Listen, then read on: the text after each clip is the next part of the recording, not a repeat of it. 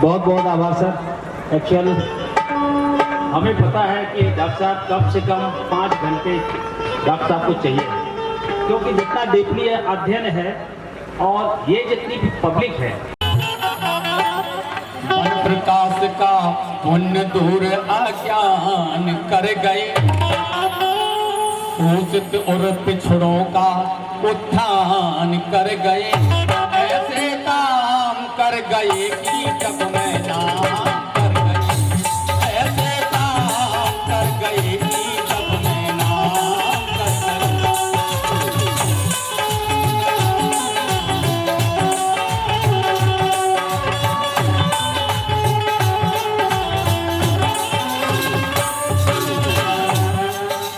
मन प्रकाश का पुण्य दूर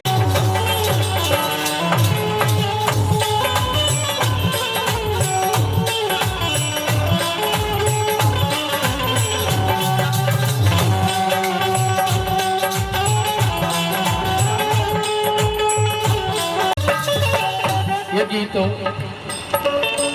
सन 2000 में हमने आकाशवाणी छतरपुर से गाया था, बहुत पहले गाया था।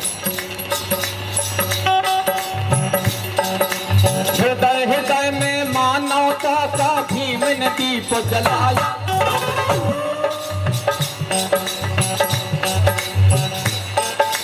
हृदय हृदय में मानवता का भीम ने दीप जलाया, भीषण तूफानों में जगमग होकर मार्ग दिखाया, भीषण तूफानों में जगमग होकर मार्ग दिखाया, झूठ और ऊंच नीच का सारा भेद मिटाया, उचित बनो संघित हो संघर्ष करो समझाया, कितना सुंदर संविधान कर गए, अर्पित कितना सुंदर संविधान कर गए, ऐसे काम कर गए कि जग में नाम कर गए।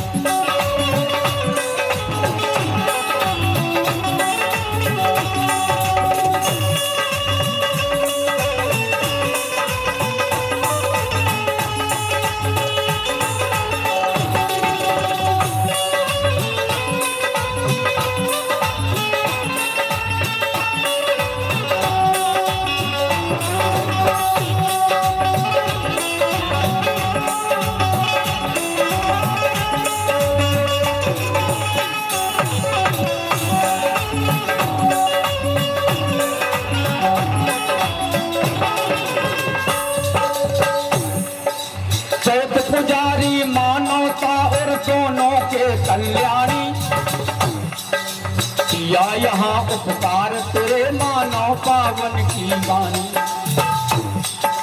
जब तक सूरज चांद हिमालय है सागर में पानी, भीमराव बाबा साहब की युग युग चले कहानी,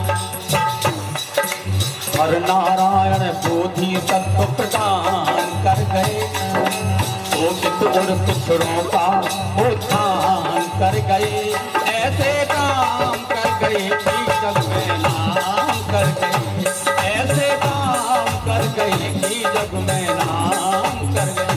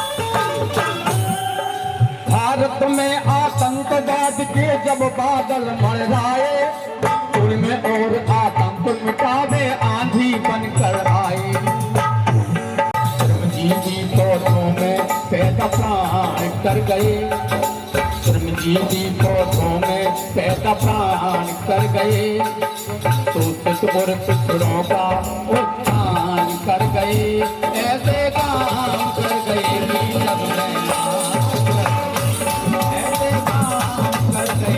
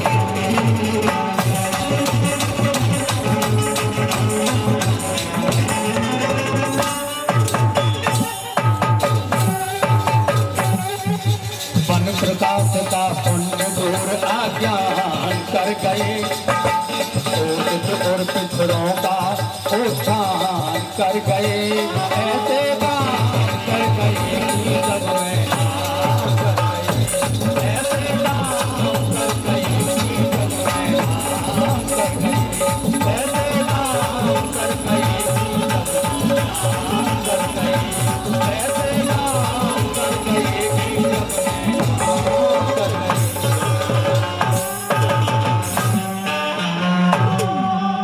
जोर से जयकारा लगाएं। वीरांगना झलकारी बाई की, वीरांगना झलकारी बाई की, वीरांगना झलकारी बाई अमर रहे, अमर रहे। साथ ही साथ उन्होंने 2 रजत पदक कुलपति द्वारा प्राप्त किए हैं। साथ ही साथ एक कांस्य पदक भी इस वर्ष प्राप्त किया है। ऐसी होनहार बेटी के लिए आप सभी लोग जोरदार तालियों से स्वागत करें। वो हमारे समाज के लिए एक प्रेरणा स्रोत है और वो अपने विचारों से हमें अभिभूत कराएंगी और ताकि उस दिशा पे ले जा सके, क्योंकि कामयाबी के लिए कोई भी चीज़ रोकने वाली नहीं है।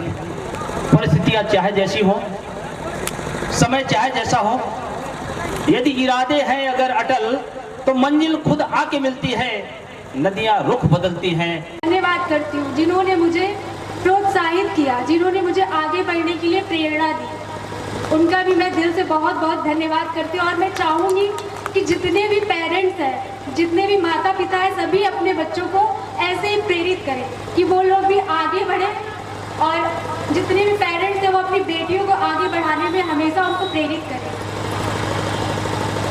यह गोल्ड मेडल जो मुझे प्राप्त हुए हैं, यह मेरे लिए सिर्फ पुरस्कार नहीं है, बल्कि मेरी मेहनत, अनुशासन और लगन से हर लक्ष्य हासिल किया जा सकता है।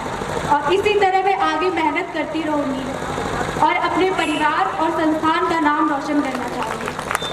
इसी के साथ आप सभी को दिल से धन्यवाद। डायरी में जो शेड्यूल है उसके हिसाब से क्या किसको देना है वो आप घोषित करें।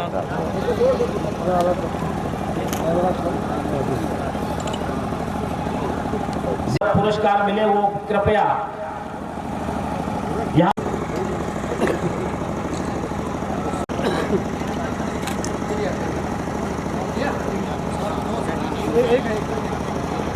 मोनिका वर्मा पी कमल, आप लोग भी मंच पे आ जाए। सुनीता कमल, अंकिता जी आप आए।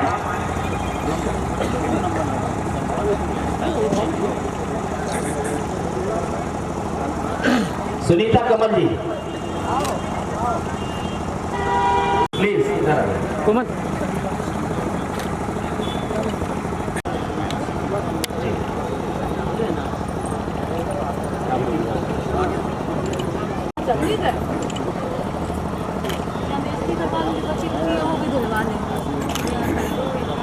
पुस्तिका के साथ जिन लोगों ने जो सहयोग दिया है उसका विवरण उन सभी साथियों तक पहुंचाने का प्रयास करते हैं। से हमारी कमेटी को आगे बढ़ाने के लिए मनोबल बढ़ाते रहिए, ताकि हम लोग और अच्छे से कार्यों में आगे सम्मान करना चाहती है। देश कोरी जी और हमारे मुख्य अतिथि साहब भी उस लिस्ट में है, तो एक लोग भेज कर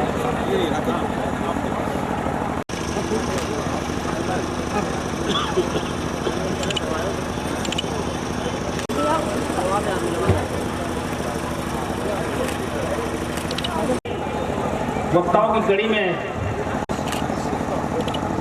आपने कोरी समाज द्वारा वीरांगना झलकारी बाई कोरी की जो है आज जन्मोत्सव मना रहे हैं। इसमें सभी हमारे आए दूर दराज से कोरी समाज के बंधु भाई बहन और साथ साथ मंच पर हमारे बैठे हुए अतिथि सभी को इस शुभ अवसर पर, इस जयंती के अवसर पर सभी को शुभकामनाएं। शुक्रिया, धन्यवाद, जय हिंद।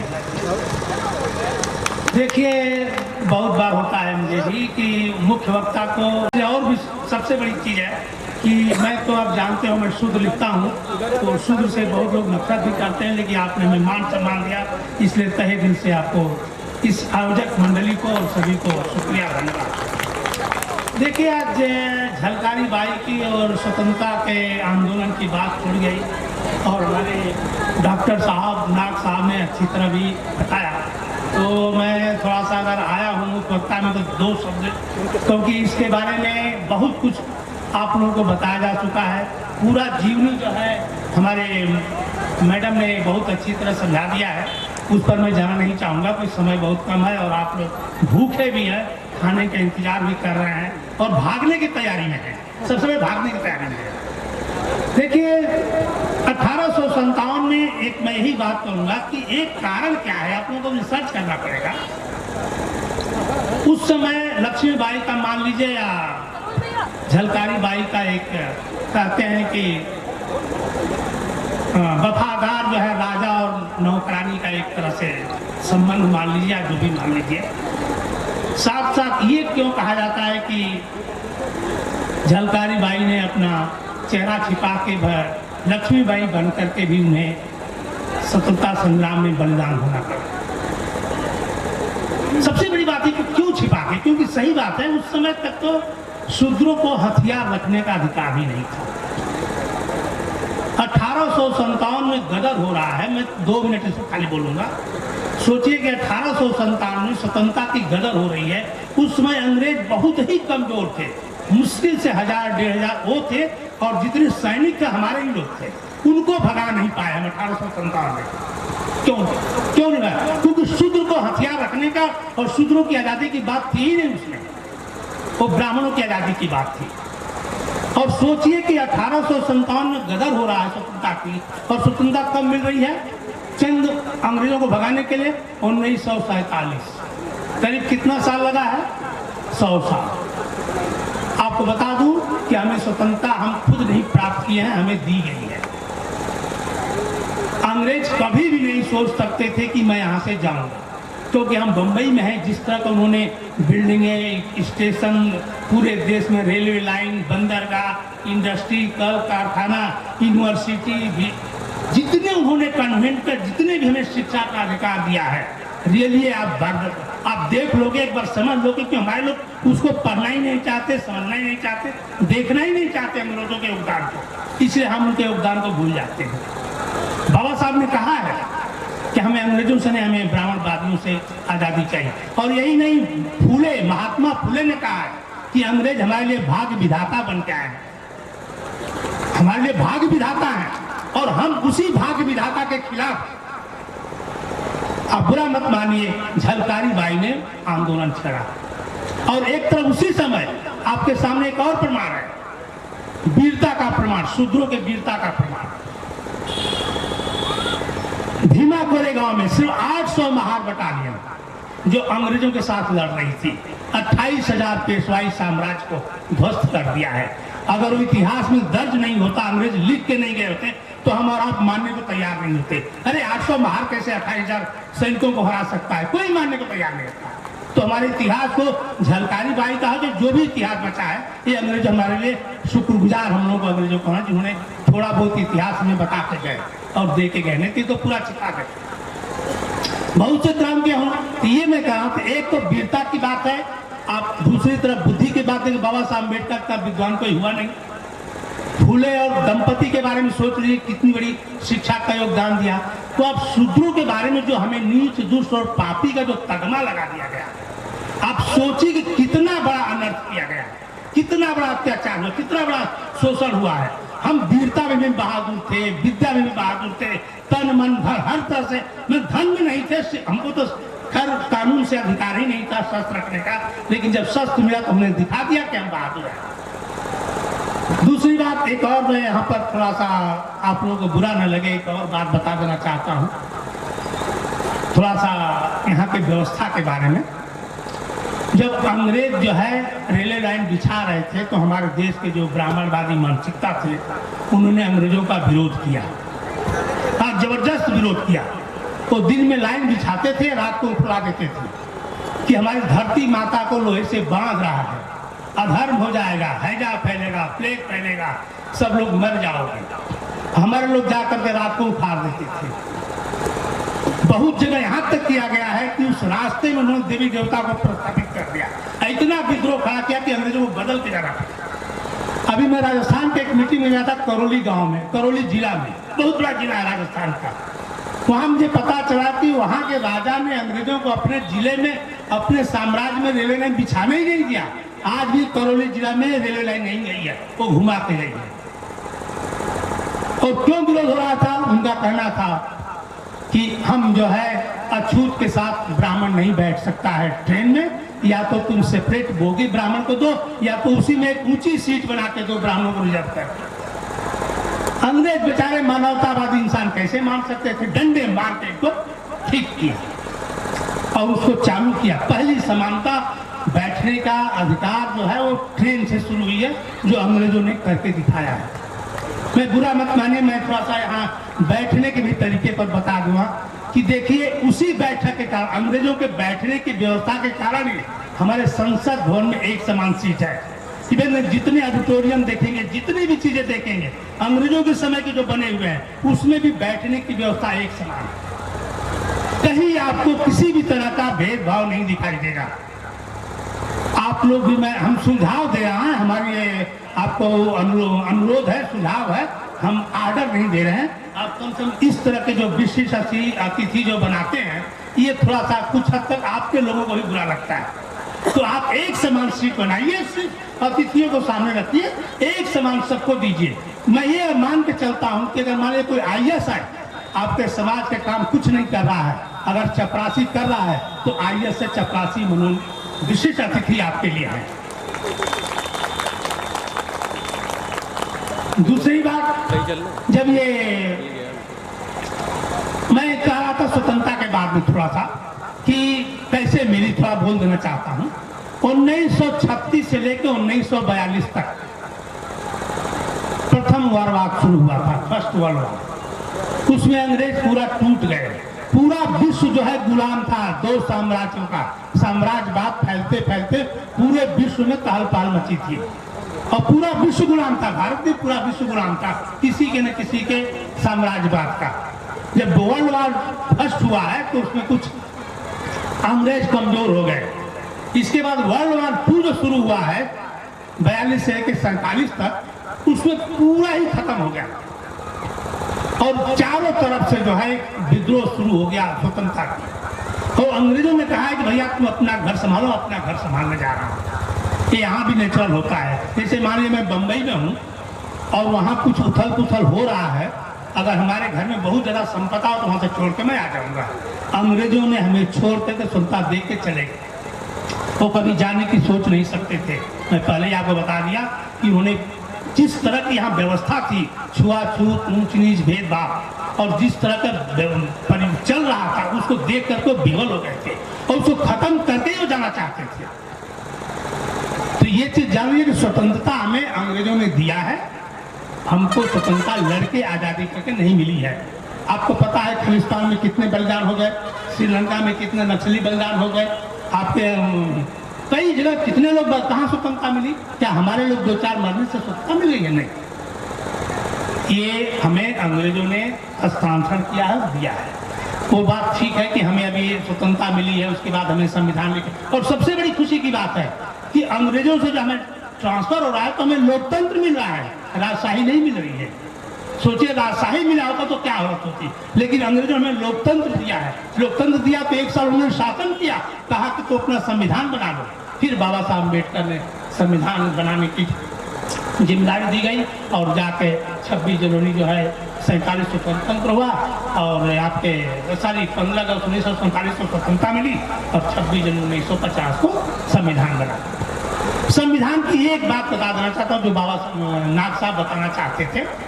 देखिए, संविधान हमारा विश्व का सबसे अच्छा इसलिए माना जाता है कि 2 व्यवस्थाओं पर बना हुआ है। एक तो एडमिनिस्ट्रेटिव है, साथ साथ दूसरा जो है सामाजिक भी है।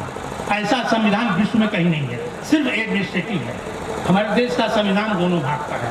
व्यवस्था भी दिया है कि हर एक समाज में कैसे रहेगा, किस तरह से व्यवस्था रहेगी, जैसे हिंदू को कई तरह के उसमें आर्टिकल है।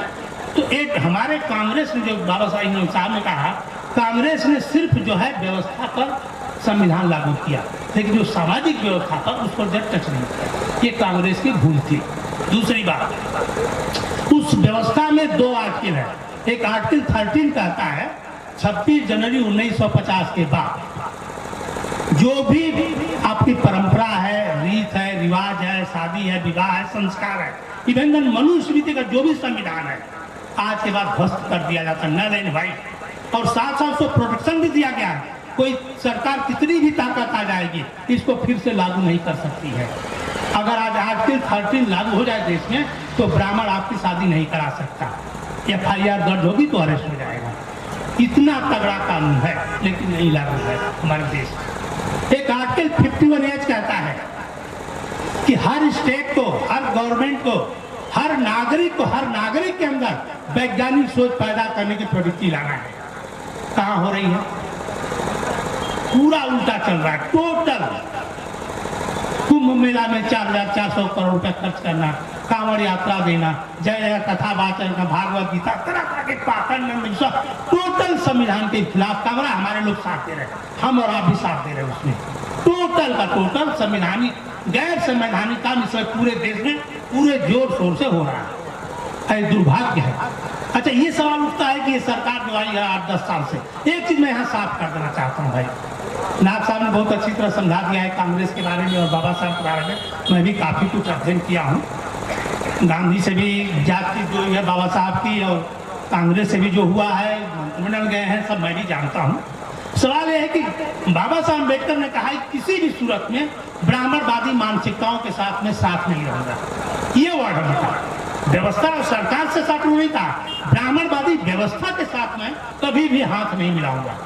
ये है उनका लिखा हुआ दस्तावेज। अब सवाल ये है कि आज अगर मान लीजिए जो कांग्रेस है, जो बाबा साहब के समय में थी, आज वो भाजपा बन गई है। मैं क्लियर कट कहना चाहता हूं, आज वो क्या बन गई है? भाजपा। और कांग्रेस अगर मान लीजिए कि परिवर्तन करके अगर फिर से बाबा साहब के सिद्धांतों पर आ जाती है और उसमें दलित वर्ग के जो भी SC ST OBC हैं अगर हावी हो जाते हैं, और ब्राह्मणवादी का सिर्फ खुद राहुल गांधी कह रहे हैं कि हमारे कांग्रेस में स्लीपर सेल घुसे हुए, इनको बाहर, ओपन स्टेज से कहा है इनको बाहर निकालना है। आप SC के दलित इंटेलेक्चुअल फोरम में कहा है, उसमें जैसे कि कई बहुत से इंटेलिजेंस थे कि आप लोग अंदर आइए, इनको हम बाहर निकालना है। सही बात है, आप अगर अंदर जाओगे तो ऑटोमेटिक भागना है। अगर मैं जैसे आदमी अगर कांग्रेस में चला जाऊं तो नेचुरल ब्राह्मण भागेगा वहां से, वो कहां शूद्र की मानसिकता स्वीकार करेगा? जो भागेगा भागेगा, नहीं भागेगा हमारे विचारों पर आएगा। तो विचारों का बदलाव होना चाहिए। बाबा साहब ने कहा है विचारों का विरोध है, किसी हम पॉलिटिकल पार्टी का विरोध नहीं है।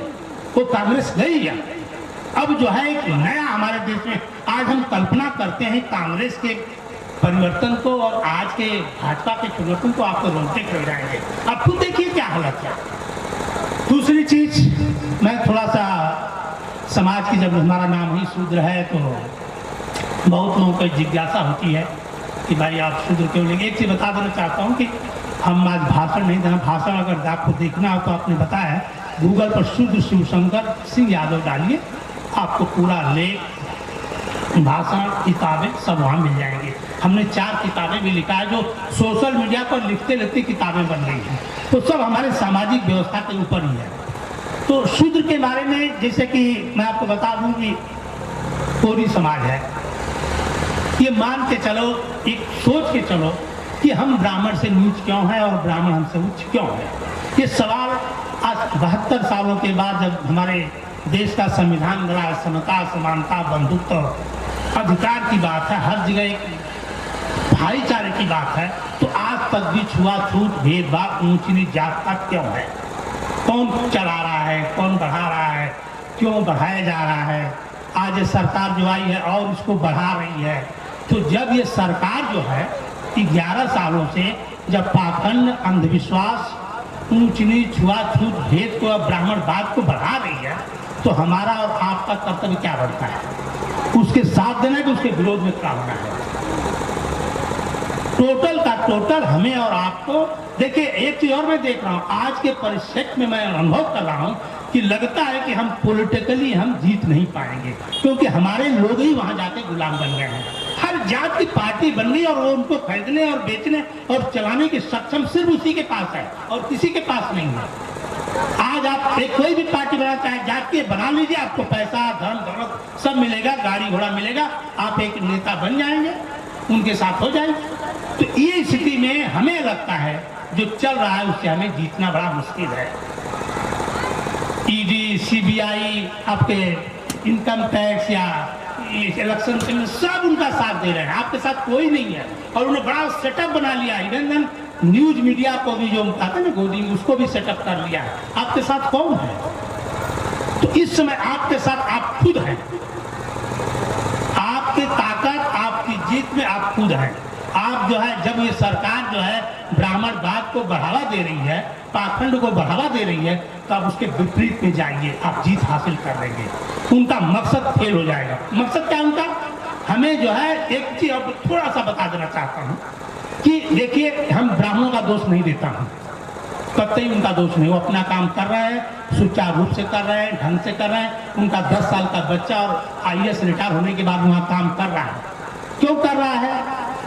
उनका वर्चस्व क्या था? सोचिए, शिवाजी महाराज, छत्रपति शिवाजी बन गए, राजाभिषेक की बात है, जब कहा दिया गया तुम शूद्र हो, राजाभिषेक नहीं हो सकता, और शिवाजी मान गए।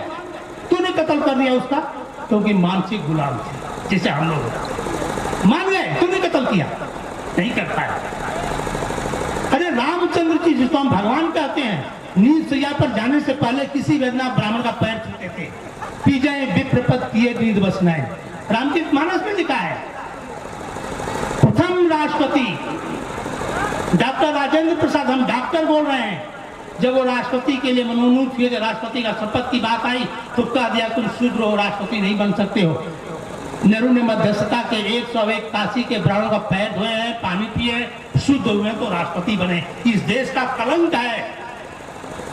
आप सोचिए कि एक समय उनका वर्चस्व इतना था, तो जब उनका पतन जो है कुछ मुगलों मुसलमानों ने किया, फिर अंग्रेजों ने एक्ट बनाकर कर दिया और बाबा साहब अम्बेडकर ने संविधान बनाकर ध्वस्त कर दिया। तो ये सोचिए कि एक ब्राह्मण की त्रासदी है। एक आदमी अगर करोड़पति से गरीब होता है तो उसकी त्रासदी होती कि नहीं होती है? तो चाहता है फिर से मैं वापस आऊं, अकेला, हो सकता है न आए, फेल हो जाए, लेकिन यहाँ पूरे ब्राह्मण समाज की त्रासदी थी।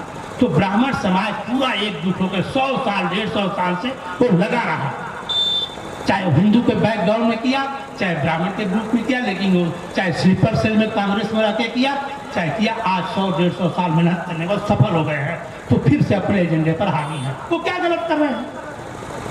उनकी त्रासदी है, फिर से आना चाहते हैं, अपने वर्चस्व को लाना चाहते हैं, तो उनकी कोई गलती नहीं है। गलती हम की है, हमारे आप की है कि हम लोग उनके वर्चस्व को, उनके मान सम्मान को बढ़ाने में साथ दे रहे हैं, हर जगह साथ दे रहे हैं, जहां देखे वहां दे रहे हैं। ये हमारी और आपकी गलती है। मैं यही कहूंगा कि किसी भी तरह से आप ये मान के चलिए, क्या है उनका ब्राह्मण हिंदू धर्म में सबसे उच्च है, इसके बाद सब लोग उसके नीचे, और वो भी हमको भी बना दिया है सीढ़ीनुमा। हम अगर यादव हैं तो आपके कोरी से या भूमि से हम उच्च हैं। मैं देखिए एक चीज बता देना, हमारे मिशन का 3 मुद्दे है। पहला है, अगर कोई आदमी जात के कारण अपने आप को उच्च मानता है और दूसरे को नीच मानता है, वो ब्राह्मणवादी मानसिकता है। ये जहर है और ये रोग है जो जेनेटिक से हमारे और आपके अंदर पैदा है। अगर यादव किसी को अपने से जात से कोरी को नीच समझता है तो ब्राह्मणवादी है। अगर चमारी भूमि को नहीं समझता वो भी चमारी ब्राह्मणवादी है। ब्राह्मणवादी सिर्फ ब्राह्मण है, हर आदमी ब्राह्मणवादी बना हुआ है, और इस ब्राह्मणवादी मानसिकता से हमें और आपको लड़ना पड़ेगा। पहली बात, अगर जो इस मानसिकता को पाल रहा है उसको मैं इंसान नहीं मानता, वो हैवान है। और यही नहीं, मैंने अनुभव किया, वो भोग भी रहा है।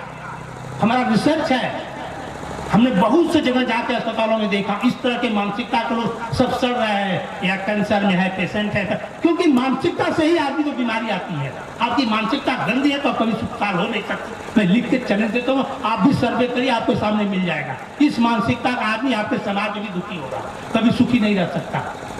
दूसरा चीज, जो देवी देवता भगवान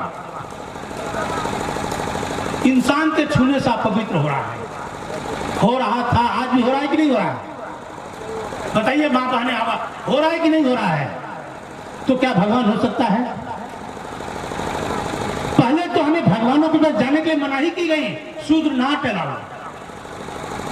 आज जबरदस्ती हमारे घर में घुस रहा वही भगवान बेहया की तरह। क्या करना चाहिए भाई? रखना चाहिए, स्वागत करना चाहिए कि निकाल फेंकना चाहिए? तो निकाल फेंको। सबसे बड़ा कारण हमें नीच, दुष्ट, पापी, अछूत और गरीब बनने के कारण देवी देवता भगवान नहीं है। ये सबसे बड़े आतंकवादी हैं और सबसे बड़े हमारे दुश्मन हैं। इनसे आप छुटकारा पा जाइए, आप पूरा छुटकारा पा जाइए। देखिए आप स्वतंत्र हो जाएंगे, आप मुक्त हो जाएंगे। और ये बैसाखी एक तरह से अंधे लड़ने को बैसाखी होती है ना, ये भगवान बैसाखी है। इस बैसाखी को फेंक दीजिए। देखिए मैं 40-45 साल से फेंक दिया हूँ, 75 साल का हो गया हूँ, आज तक कभी अस्पताल नहीं गया, आपके सामने कर रहा हूँ और भगवानों को दुख तारते आ रहा हूँ। क्या बिगाड़ लिया मेरा? आप भी कहो क्या बिगाड़ लेगा तू मेरा? मैं तुम्हारा बिगाड़ दूंगा। ये हमें बैसाखी दी गई है, एक किसी के सहारा है। तो हम अगर भगवान को मानेंगे तो नेचुरल है, स्वाभाविक हम ब्राह्मण के पास जाएंगे और उसके पास जाएंगे तो दान दक्षिणा देना पड़ेगा। एक रोजी रोटी का एक षड्यंत्र है, ये धर्म नहीं है। कत्ते बाबा साहब ने मंदिर कहा है कि धर्म नहीं है, ये तुम्हारे लिए षड्यंत्र है, तुम्हें गरीब बनाने का, तुम्हें गुलाम बनाने का। ये ब्राह्मणवादी व्यवस्था है, इसको त्याग दो। और आज तो हम लोग त्याग नहीं रहे हैं, ये दुर्भाग्य है। तीसरी बात,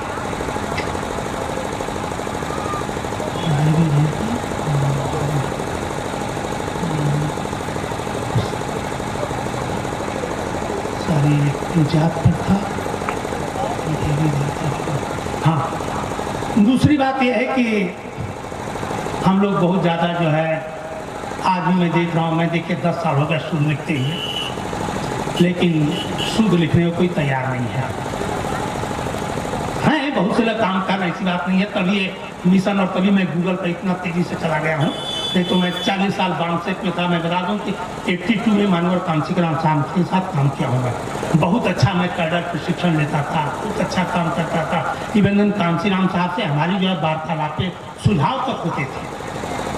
मैं उसमें भी बहुत काम किया हूँ। आपको बता दूं कि यही नहीं, मैं भारत सरकार में मैं प्राइमरी से, थोड़ा बुरा मत मानिए, मैं प्राइमरी से लेकर BSc तक टॉपर स्टूडेंट रहा हूँ। BSc टॉप किया हूँ गांव के स्कूल में, और वो भी 8-10 किलोमीटर पैदल आ जा करके। यूपी बिहार के बॉर्डर चंदौली जिले का रहना हूँ, गाजीपुर जमानिया जा करके उस समय पैदल आता जाता था। रास्ते में ही मुझे 2 घंटा पढ़ने को मिलता था और 2 घंटा आने आ जाते समय। घर में माँ बाप पढ़ने काफी छीन लेते थे, कहते काम के डर से पढ़ाए, तो पढ़ाई तो महत्व ही नहीं समझते। हम एक बार और बना, उस समय बता रहा हूँ, उस समय जो है कांग्रेस में हम बरगद के पेड़ के नीचे पड़े हैं। और कांग्रेस की देने की स्वतंत्रता के बाद संविधान जब बना है तो मास्टर गांव में जा करके बच्चों को पकड़ के लाते थे। अब गांव माँ बाप बच्चों को भेजते नहीं थे। कोई बकरी चरा रहा है, कोई गाय चरा रहा है, कोई भैंस चरा रहा है, कोई खेती कर रहा है, कोई मजदूरी कर रहा है, 12 साल के 15 साल सब करते थे। तो उतने लड़के भी हमें शिक्षा का अधिकार दिया है, हमें उस योगदान को भी नहीं भूलना चाहिए। तो ये मैं कह रहा था कि उस समय जो है हम लोग जो शूद्र के बारे में जो बातें हो रही थी बार बार ना, तो स्वतंत्रता के बाद जो है, हाँ सर्विस में भी मैं 400 क्लास 1 क्लास 2 अफसरों को बुक किया हूँ विजिलेंस अफसर साथ, और मुझे बेस्ट इंजीनियर का भारत सरकार का अवार्ड भी मिला हुआ है, संचार श्री। और यही कारण था, यही बैकग्राउंड था। पता है हम 9 भाई हैं, आज भी हमारे 3 चाचा हैं, 9 भाई हैं, कोई पढ़ा नहीं, सब गांव में ही रह गए, मैं अकेले ही निकल आया।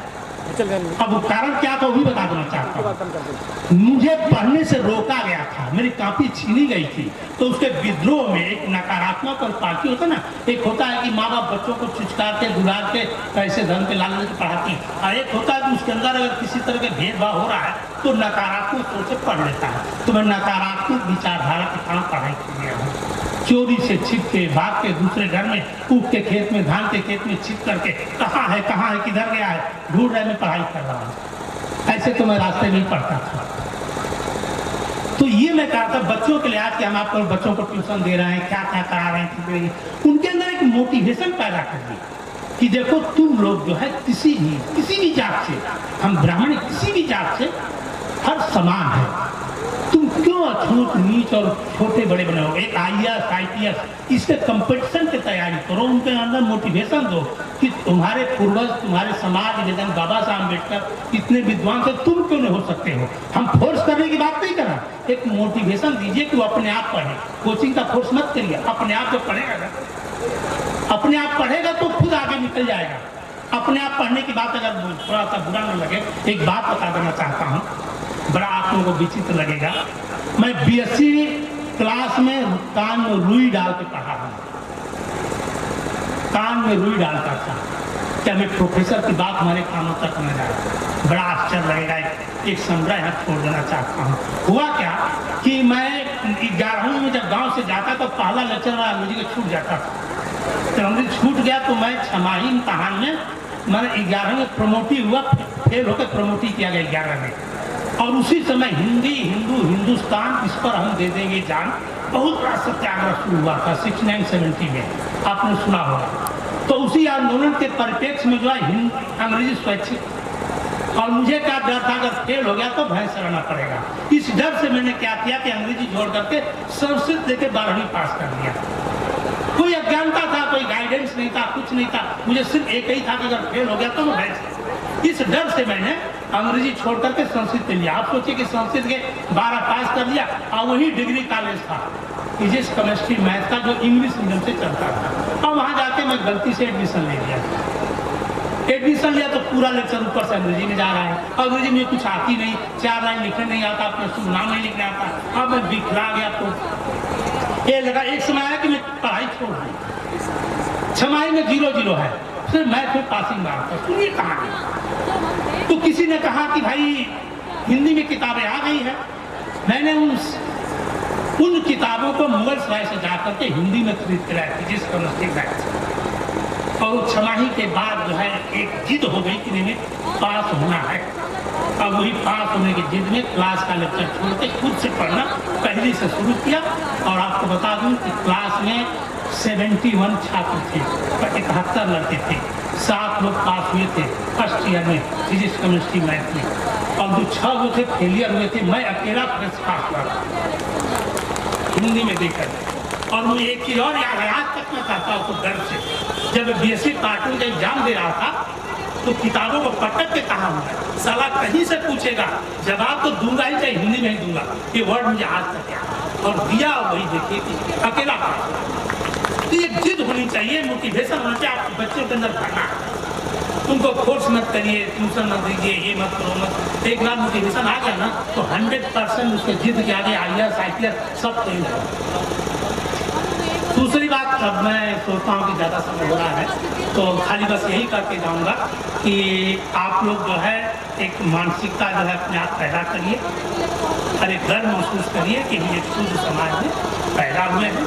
थोड़ा सा साठ कर देना चाहता हूँ कि शुद्ध समाज ही पैदाइशी रिसर्चर हुआ रहा, पैदाइशी प्रोडक्शन करता था, पैदाइशी टेक्नीशियन था, वैज्ञानिक था।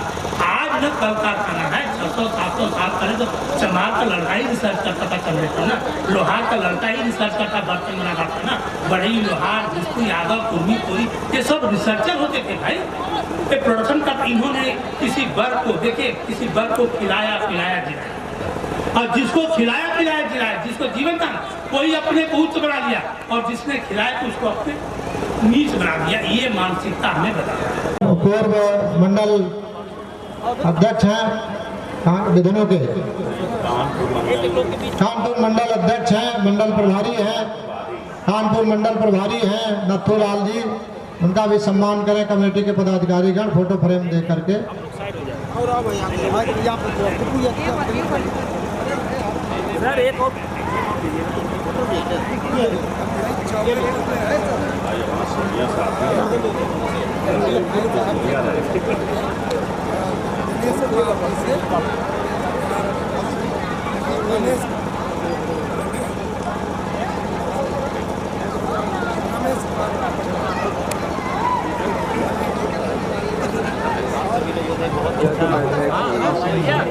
हो गया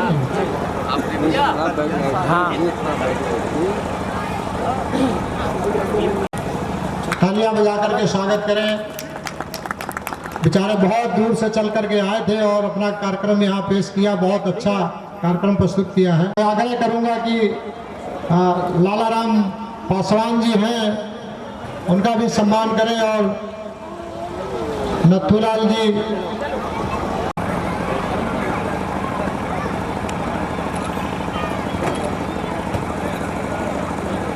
ठीक है। ज़्यादा देर खड़ा होने की अब ज़रूरत नहीं है, और अपनी बात को मैं किस तरीके से रखूं समाज में। अब तो मुझे ये लग रहा है कि जैसे बिखरा हुआ हूं मैं, और टुकड़ों में बात करते हुए समाज के बीच में एक दो बातें रखूंगा। निश्चित है हमारे बीच में मंच पर वक्तागणों ने बहुत अच्छी अच्छी बातें आपको बता दी हैं, उनको आप आत्मसात करिए। जब हम लोग 1950 के बाद आते हैं तो हम लोगों की जो जिम्मेदारियां थी, उन जिम्मेदारियों को बखूबी कैसे निभाने का काम किया गया, और उन बखूबियों में कहाँ हम चूक कर गए। तो ये पहली बात वहाँ से ये निकल के आई कि बाबू जगदेव प्रसाद जी ने कहा था कि पहली पीढ़ी के लोग मारे जाएंगे, दूसरी पीढ़ी के लोग संघर्ष करेंगे, और तीसरी पीढ़ी के लोग जो है राज्य करेंगे। और जब राज्य करने की बात आई तो हम कुछ हद तक सफल हुए, लेकिन सफलता आज हम फिर देख रहे हैं कि कहाँ पहुँच गए। आप डॉक्टर नाग साहब को, शिवशंकर सर को आपने सुना, निसंदेह आप लोगों ने उनकी बातों को आप आत्मसात करें, मंथन करें, चिंतन करें, और निश्चित है जब आप चिंतन करेंगे तो आपको रात भर जागना पड़ेगा और तैयार होना पड़ेगा। भावा साहब ने एक बात कही थी कि हमें इस देश में, हमें सिर्फ अगर कोई परेशानी और तकलीफ होगी तो सिर्फ हमारे इस देश के जो पढ़े लिखे लोग हैं उनसे हमारे समाज को खतरा होगा। और वही चीज़ें निकल करके आई कि विभिन्न धड़ों में बंटने के बाद हमारे समाज के लोग कहाँ पहुँचे। चलिए हम उन चीज़ों को हटते हुए मैं अपनी बात पर आता हूँ कि हम जिस समाज से हैं, हम कोरी समाज से हैं, और 1985 से लेकर के जब 1992 तक मैं आपके कानपुर में था, स्टूडेंट हुआ करता था, तब मैंने बहुत से समाज के कार्यक्रम किए थे। और हमारे पूर्व अग्रजों ने जहाँ जहाँ मैं जिस समाज के सम्मेलन में गया, लोगों ने कहा कि साहब 1992 का एक सम्मेलन आपका यादगार हुआ था।